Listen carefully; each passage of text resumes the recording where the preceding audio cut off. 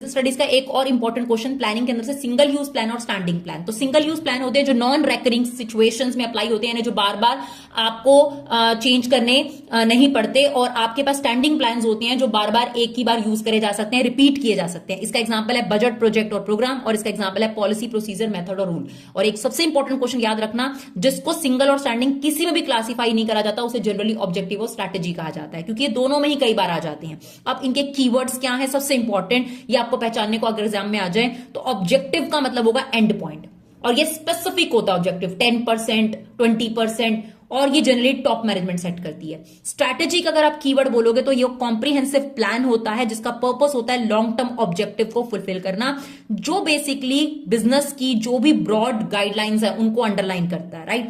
Policy का keyword है general guidelines, जैसे कंपनी की परचेज पॉलिसी क्या है, ये एग्जांपल हो सकता है। प्रोसीजर और पॉलिसी आपस में इंटरलिंक्ड है, तो जो प्रोसीजर होता है वो किसी भी चीज के रूटीन स्टेप्स बताते हैं, क्रोनोलॉजिकल ऑर्डर बताते हैं, इसके बाद क्या किया जाना चाहिए। मेथड का कीवर्ड है प्रिस्क्राइब्ड वे, स्टेप, कैसे आप इस काम को करोगे, how this steps perform, right.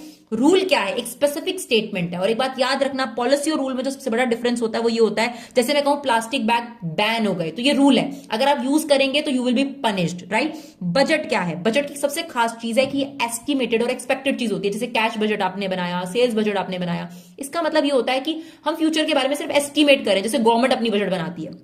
Programme क्या है, इसे मैं छोटे शब्दों में कहती हूं, इन सब का आउटलाइन कर दिया आपने, तो it's detail statement, outline, objective, policy, procedure, rules etcetera.